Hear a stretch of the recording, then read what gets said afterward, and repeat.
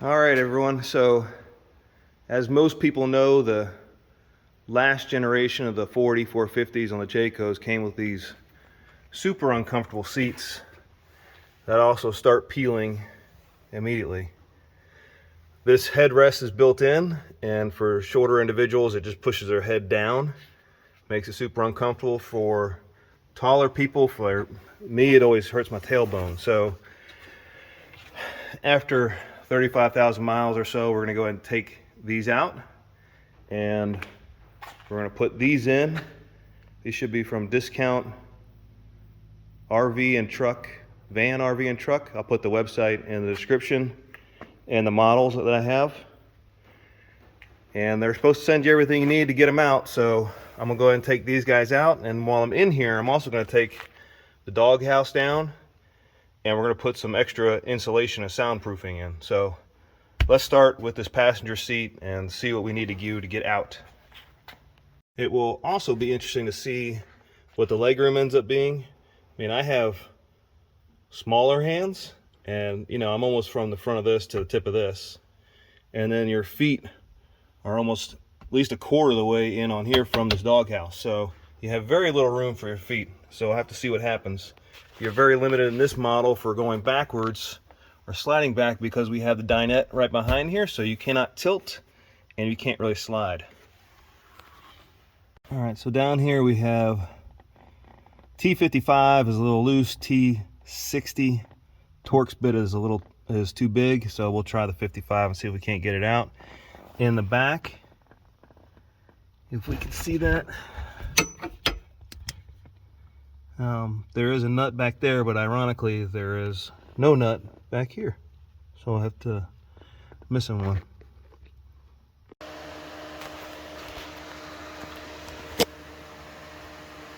All right, we got the passenger seat out.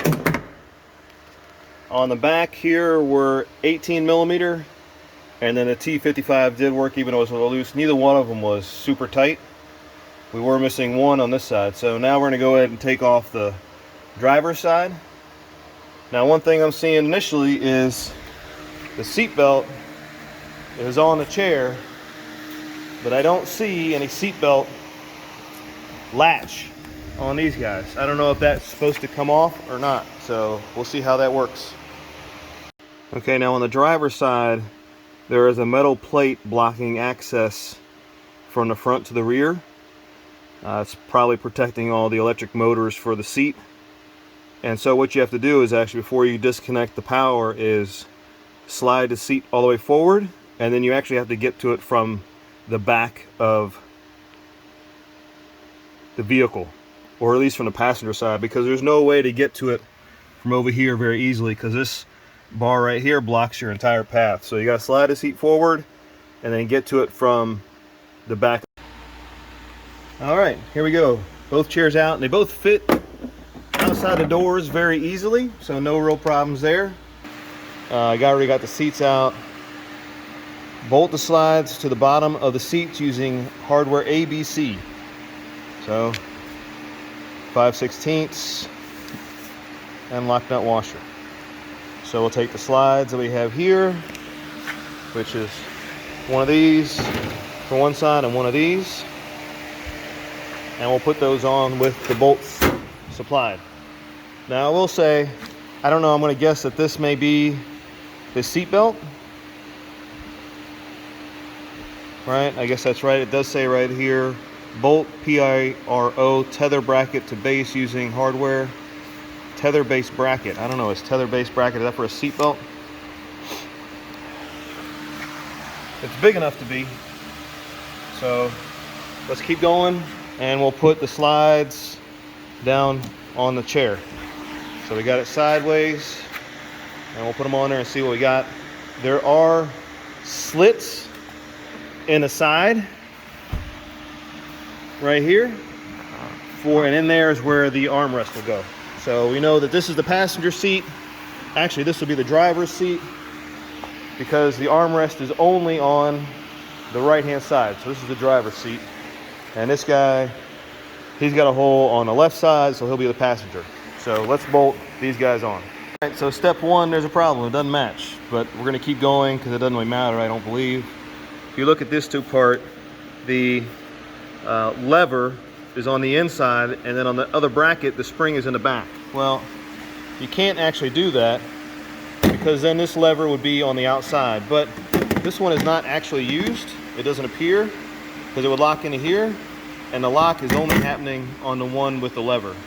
So it really doesn't matter whether this spring is in the forward position or the back position because it's not actually used. Alright guys, so I've been playing with this for a little bit. Now this is going into a 2018 E450. Okay, so these two large metal pieces right here are from Ford, and these other pieces, this bracket, the slider, and the chair are from the manufacturer of the chairs. So one thing first off is that it's not going to work because on the driver's side there are no holes on the top here. So we have some on one side but not the other because the seat actually connected up on the side here. And when you go to connect these seats in, you got to connect them in these holes. Well, with these being on the side, that's not going to work. The other thing is they sent me two driver brackets. It's printed driver on there. So one of these I have down and the other one I have going up. I don't know if that matters or not. The passenger, this is actually the driver's seat, but the passenger bracket fits fine. So we can get it in there with the passenger bracket. Now when you take the old seats out, I did have to take the entire slider assembly out and everything, because when you go to put these on this guy right here, you'll have these little clip brackets and the screws, and you need to reuse them from the original. So they're right here, right there, all four corners. And so you got to take, this had a powered seat, you got to take that off, take those seats off, and it has a clip that goes on there, and you have to use those on the new seats. So I'm going to have to call them and see, one, do I have the right bracket since they're both driver? Would seem to be not. And what do I do about the driver since I only have screws on the side, not on the top? So we are in a holding pattern, I suppose. All right, you guys are just going to have to stare at a seat for a minute while I fill in a whole bunch, which I either didn't film or lost. But the vendor did not have an adapter that would fit with the OEM driver's seat base that has the screws on the side, which means that I had to go back and use the electric motor section in the middle there that moved the seat backward, forward, up, and down, and then had to fit in the bracket and drill holes in it, which we'll see in a minute, to actually fit in the seat. And that was great and it worked. However, the seat height was a few inches higher, and I would have the steering wheel tilted all the way up, and it would still be on my legs for the most part, and I couldn't see the dash where the temperature and the fuel gauge were, and it was very difficult to get in and out. While the vendor was very helpful, couldn't solve this problem, and what I ended up doing, we're going to see here in a second, is that I took the Ford OEM base, cut it, and took large sections out, and then welded it back together so that I could lower it back down. Alright, so here we go. We got both sides cut, and this middle piece. We're about 3.5 on the front and 3.25 in the back. And there's a little space here, but that's just from cutting. It's not actually off. We need to do a little grinding here, and then we'll go ahead and do some tack welds and then finish her up. This cross plate does not fit very flush, but it is still touching where a weld will get it. So let's grind those cuts down a little bit so they're not sharp, get them nice and even, get rid of some of the paint, and then we'll start welding. Alright, so we've grinded off the paint around all the edges we're going to weld. And I did a little bit more grinding to make it even where I need to. So now we'll just do 4 tack welds on each corner, and then we'll weld all the way across. All right, there we have it. All welded together, both sides. And then I did get this bar. It was a little bit off because it has a different angle, but it's good now, or at least it's welded. I am not a great welder, but it was done. And for those of you who say don't weld on a wood table, you're right. This is not an instructional video, this is just what I did. So next we'll take the grinder to it where I can reach, and then we'll take it off for painting, and then we'll put it back in the RV. Alright, so here's a look at what we got. Again, we have the seat, and then you can kind of see right here we have an adapter plate, and I had to put new holes in this adapter plate. This is what the adapter plate looks like. And this plate is what should connect to their slider bars, so going backwards and forwards, and then that would connect to the base.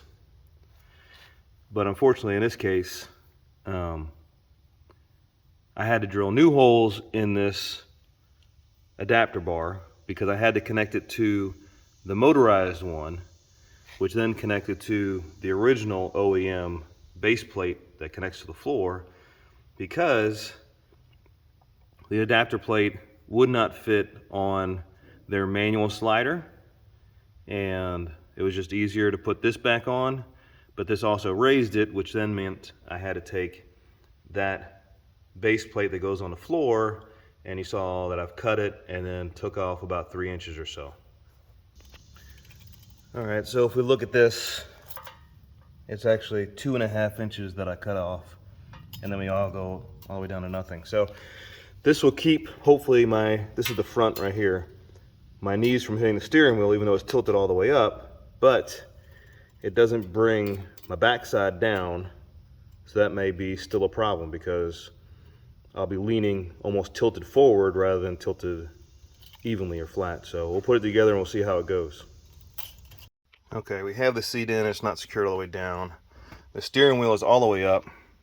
This is what it looks like from my eyes. So now I can see the fuel gauge and the temp gauge. I have, you know, what, 3 fingers here, so maybe 2.5 inches. My knees are no longer touching the dash, and I can reach the pedal with my heel on the floor. I know that's hard to see down there. So I can touch the pedal with my heel on the floor where I couldn't before because my leg was so far up. And so this is much, much better. I think this will be very comfortable, and it's a good fix. Hope you like it. Hoping it helps you out. DiscountVanandTruck.com. Super helpful, and it's really not their fault. A lot of different manufacturers, RV manufacturers, do different things, and they were super helpful all along the way and sent me that extra adapter. So the only other thing I have to fix is this passenger side is all from Discount Van and Truck, and the seat belt sticks out much further, maybe 2 inches than before, and so we have this gap here. This is not really secured on here, it's just pressed on there, so I need to get some plastic and put that on there, and then I need to get something to cover this up, maybe. So the only other thing I would say is that the remote for the seat is just hanging here. I gotta zip tie it or do something, maybe look a little prettier. But overall success. Hope you guys enjoyed it. Hope it helps. Take care.